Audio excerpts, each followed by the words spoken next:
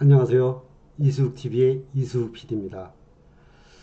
이번 시간은 이수욱TV의 그 독서 목록에 대해서 제가 독서에 대해서는 늘 강조를 많이 하고 또 제가 만드는 콘텐츠의 대부분이 이 여행과 독서에 대한 얘기가 많습니다. 그래서 오늘 독서 목록에 대해서 썼던 글을 읽으면서 한번 들여다보도록 하겠습니다. 제가 이제 김성동의 만다라를 읽고 영화를 봤던 적이 있습니다. 근데 그 내용에 뭐가 있냐면은 화두가 나옵니다. 병 속의 새를 죽이지도 말고 병을 깨지도 말고 꺼내라는 불교의 선문답식 화두가 있습니다. 물리적으로 얘기하면 병 깨야 되는 거예요. 그래서 새가 나오는 것이죠. 이 화두가 그 당시에 굉장히 뭐라 그럴까 유행을 탔습니다. 이 화두가 병 속에 있는 새를 죽이지도 말고 병을 깨지도 말고 꺼내라. 저도 이제 한동안 뭐 그걸 계속 화두로 담고 살았는데 최근에 그걸 생각을 했어요. 병 속에 새가 들어가 있지 않기에 그건 그냥 무시해도 된다. 또는 들어가 있다고 생각하면 생각으로서 꺼내면 되지 그걸 물리적으로 꺼내야 될 이유가 있느냐 이런 것이죠. 그거를 생각 화두로 달고 사람이 생활하는 사이에 어느덧 그것이 그 새가 이미 빠져나와 있더라 이겁니다. 그건 제 풀이 방법입니다. 예를 들자면 꼭 물리적으로 부딪히는 생각을 한 게 아니라 우리가 생각을 달리 하면은 병 속에 새가 들어가 있다 가정하더라도 그냥 생각이 나오면 되는 거예요. 생각의 새니까. 실제의 새가 아닐 수 있다는 것이죠. 그래서 그 실제가 물리적으로 일어나는 실제가 아니라면 생각으로 새를 밖으로 내놓으면 되지 않겠습니까? 그 생각으로서 새가 밖으로 나오기까지의 자기의 인식을 높이고 쉽게 얘기하면 공부를 하면 되는 겁니다. 지금 얘기하는 공부는 그냥 우리가 학교에서 하는 공부를 얘기하는 건 아니겠죠, 물론. 그렇죠? 그러다 보면은 새는 빠져나와 있더라 이겁니다. 저는 그렇게 시간이 가면서 그 당시에는 답답했어요. 이걸 어떻게 풀어야 될까 했는데 어찌 보면 아주 단순한 문제였는데 그 시간이 흘러가는 동안에 새는 죽지도 않고 밖에 나와서 홀홀 날아가더라. 이런 것을 저는 이제 생각하게 된 것입니다. 그래서 지금도 이 유튜브로서 지금 이 시간에 이런 이야기를 여러분들에게 들려줄 수 있게 된 것입니다. 뭐냐면은 이 화두라는 것이 경영에서는 아젠다. 우리가 뭐 경영 발표를 하는데 뭐 아젠다를 발표한다 그러지 뭐 화두를 발표합니다. 이러지 않습니까? 만약 불교 선언에 갔을 때는 뭐 오늘의 화두는 뭐다. 이렇게 던질 수도 있겠지만 교수님이 화두가 뭐다. 실제는 아젠다를 가지고 합니다. 이제 아젠다를 몇 개 놓고 뭐 예를 들어서 뭐 구글의 검색 기능 이렇게 아젠다를 던지면 그거에 대해서 문박을 가하고 문제를 해결해 가는 이런 것이죠. 지금 이수 PD가 페이스북에 글을 쓰거나 이렇게 하는 내용의 대부분이 보면은 콘텐츠에 대한 내용이고 그 콘텐츠를 플랫폼에 담느냐 또는 콘텐츠가 플랫폼화 됐느냐 이런 얘기가 좀 많습니다. 그래서 이제 이 현각스님이 우리나라에 들어와서 만행이라는 게 뭡니까? 걸망 하나 걸치다 보니까 그걸 흔히 공량이라고도 하죠. 하버드에서 화계사가 이제 숭산 스님이 조실로 돼 있던 그 주지로 계셨기 때문에 후에 이제 이 현각 스님이 화계사 주지까지도 합니다.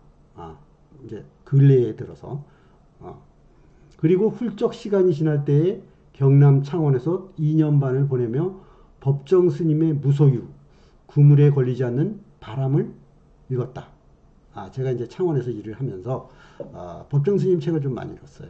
그 중에 법정 스님의 대표적인 게 무소유 당연히 읽었고 그물에 걸리지 않는 바람이다 보니까 그물에 걸리질 않는 거죠. 어떻게 물리적으로 자꾸 물리를 얘기하는데 물리적으로는 바람이 그물에 걸릴 리가 없죠. 그건 뭐예요? 아마도 이때에 마하바냐 바람일다 신경 270글자를 풀이한 원성 스님의 책을 봤을 것이며 그 외에 고불교를 풀이한 수타니 파타경이나 가물거리는 책도 일부 본 것으로 기억한다. 제가 여기 책을 하나 가지고 있었는데, 이 법구경이라는 책도 하나 읽었어요. 제가 이렇게. 법구경. 이게 무슨 얘기냐면은, 저 당시에 이제 그 법정 스님 책을 읽으면서, 자연스럽게 특히 그 마하바냐 바람일다 신경이라는 책이 있더라고요. 그렇다고 제가 무슨 불교의 그 신도가 된 건 아닌데, 이게 공부할 만해요. 마하바냐 바람일다 신경은 270글자로 되어 있는데 그것이 책 한 권으로 엮어져 있더라고요. 그래서 그걸 읽었으면 마하바냐 바람일다 신경 아제아제 바라아제라든가 무시무정 이런 얘기가 나오는데 전부 한자로 돼 있다 보니까 그 의미가 뭔지는 모르겠더라고요. 단지 270글자인데. 근데 그 270글자에 불교에서 말하는 보면은 한자가 너무 어렵고 그래서 그 책을 이렇게 풀어서 된 거를 읽었더니 참 도움이 많이 됐습니다. 원택 스님이 성철 스님의 시봉 이야기라는 그 책을 썼어요. 그게 상하권으로 저도 기억을 하는데 그걸 읽었어요. 거기에 이제 뭐 가장 기억에 남는 얘기가 뭐냐면은 그 원택 스님이 처음에 성철 스님을 뵈러 갔는데 안 만나준 거예요. 그래서 이제 안 만나주시면서 성철 스님이 절을 3000배 해라. 제가 108배를 한번 해봤는데 108배 이상은 해본 적이 없는 것 같아요. 108배를 한번 하는데 그때는 컨디션이 좀 안 좋을 때라서 그런지 땀이 뻘뻘 나고 한 번에 못 넘어가겠더라고요. 그런데 이거를 3000배를 했다? 그럼 어떻게 될 걸까요? 300개의 10배? 밤을 새운 거죠. 밤을 새서. 그랬더니 만나주셨어요. 성철 스님이. 그런 이야기가 거기에 나옵니다. 무언가 끌리는 느낌이 있어서 꼬리에 꼬리를 물어서 그 책을 읽겠다. 아마 이때가 해인사와 성철 스님이 주지로 있었던 4차에 가면서였을 것으로 기억한다.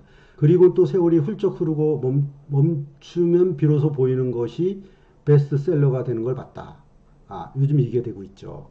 멈추면 비로소 보이는 것. 이거 이제 요즘 얘기가 됐었던 해민 스님 얘기입니다. 해민 스님 이런 책을 써서 베스트셀러가 되고 최근에 이제 남산이 보이는 그 동네에 가서 남들이 보기엔 좀 좋은 집이었나 보죠. 거기서 이제 TV 방송에 나왔는데 거기서 기거하는 모습을 보고 무슨 스님이 저렇게 좋은 집에 살면서 이런 얘기가 많이 나왔어요. 그 해민 스님은 그런 데다가 현각 스님이 그 해민 스님을 약간 비난의 글을 페이스북에 올린 모양입니다. 그때 이 해민 스님이 현각 스님에게 전화를 해서 아마 해명을 하신 모양이에요. 그러니까 뭐 돈 있는 사람들이 하는 것처럼 그런 모습이 나가니까 일반인들이 가만히 있질 않죠. 그러다 보니까 해민 스님으로서 난감하니까 자기는 이제 모든 걸 내려놓고 지금부터 이 방송 활동을 중지하겠다. 이렇게 했던 것이거든요. 그러니까 그걸 또 비아냥대기를 시작한 거예요. 해민 스님이 다 내려놓고 들어가셨겠죠. 선언으로 들어가셨겠죠. 그랬더니 현각 스님이 또 페이스북에 또 이렇게 글을 올렸어요. 내가 오해를 한 것 같다. 알고 보니 굉장히 순수한 스님이더라. 해민 스님이 이제 이해한다라는 글을 올렸습니다. 이렇게 돼서 두 분의 오해는 풀렸다고 하는데 그 후에 이제 해민 스님이 어떻게 될지는 모르겠지만 나빠지지는 않았으면 좋겠습니다. 그런 거로 문제 때문에 이분이 이렇게 막 왔다 갔다 할 정도라면 이분이 뭐 그런 좋은 글을 쓸 수가 있었겠습니까? 세월이 훌쩍 흐르고 멈추면 비로소 보이는 이런 거 봤다. 2018년 겨울에는 성북동에 있는 길상사에 올라 법정 스님이 기거하던 초막을 구경했는데 방문 옆에 놓여진 통나무로 대충 이어 맞춘 의자가 눈에 선하다.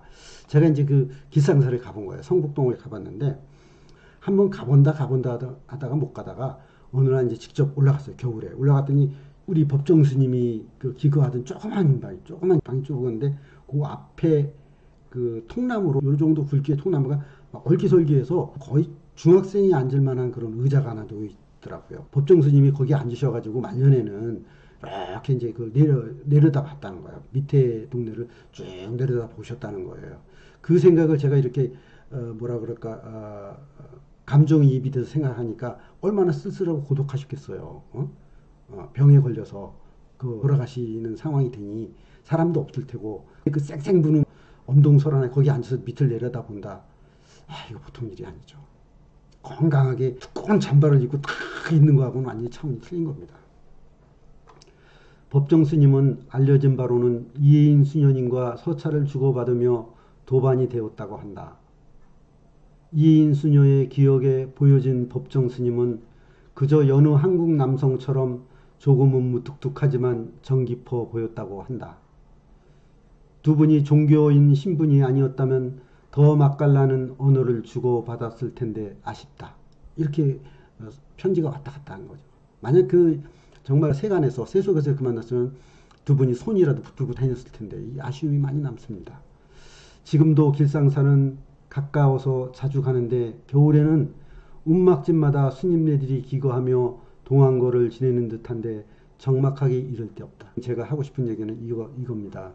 그 법정 스님 제가 조금 성철 스님보다는 좀 우리가 등급을 얘기하면 성철 스님은 아주 큰 스님이고 그 밑에 약간 떨어져서 법정 스님이 있구나. 저는 이렇게 생각을 하고 살아왔거든요.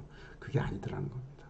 성천 스님 못지않게 법정 스님의 그 무소유, 그 후에 길상사를 기관이나 이런 것에 다 내놓지 않았습니까? 그리고 굉장히 저한테 기억에 남는 건 법정 스님이 그렇게 많이 썼던 그 무소유라든가 이런 베스트셀러 이거 다 그냥 출판하지 말라고 딱 끊은 거예요. 자기 돌아가시고 난 후에 출판하지 말라. 남기지 말라.